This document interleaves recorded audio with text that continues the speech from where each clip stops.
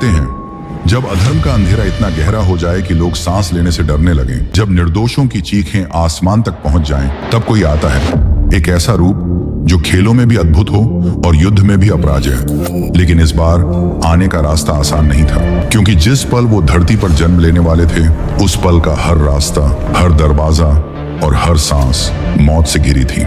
इसका असली राज जानने के लिए वीडियो को आखिर तक देखिए। चलो बताते हैं आपको एक ऐसी रात की कहानी जिसने सिर्फ एक शहर नहीं बल्कि पूरी दुनिया की दिशा बदल दी। ये कहानी है जन्माष्टमी की, भाद्रपद मास के कृष्ण पक्ष की अष्टमी की। आधी रात का समय था, बाहर मूसलाधार बारिश हो रही थी, आसमान में बिजली चमक रही थी और मथुरा की गलियों में सन्नाटा पसरा था। लेकिन उस सन्नाटे के बीच एक जगह थी जहां डर और उम्मीद दोनों जाग रहे थे, मथुरा का कारागार। वहां कैद थे देवकी और वासुदेव, जो कभी राजमहल के सम्मानित सदस्य थे, लेकिन आज मोटी दीवारों और लोहे की जंजीरों में बंधे थे। और इसकी वजह थी मथुरा का राजा कंस।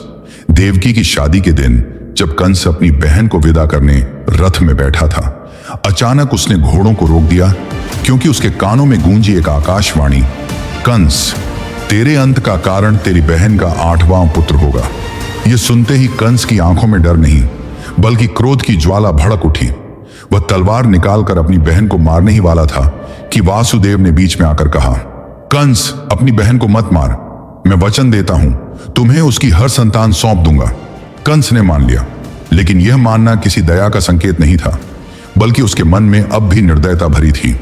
समय बीता और एक एक करके देवकी ने 7 बच्चों को जन्म दिया और हर बार कंस ने उन्हें जन्म लेते ही मार डाला।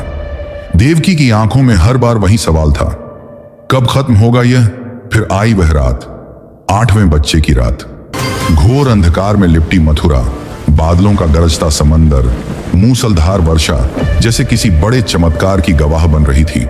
और उसी पल देवकी की गोद में जन्म लेते हैं नन्हे कान्हा, दिव्य आभा से घिरे, जैसे खुद ब्रह्मांड उनके स्वागत में झुक गया हो।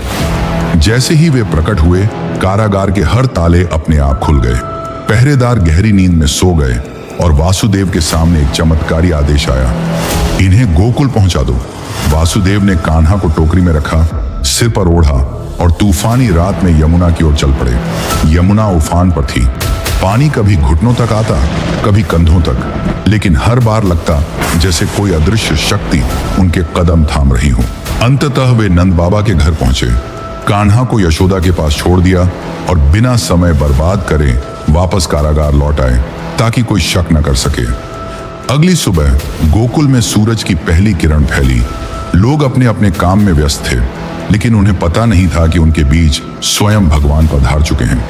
जन्माष्टमी सिर्फ एक धार्मिक कहानी नहीं, बल्कि यह संदेश है कि चाहे अंधकार कितना भी गहरा हो, एक दिन प्रकाश जरूर आएगा। यह रात याद दिलाती है कि अन्याय के सामने झुकना नहीं, बल्कि उसका अंत करना ही सच्ची विजय है। और यही है उस रात का चमत्कार जिसने युगों को बदल दिया।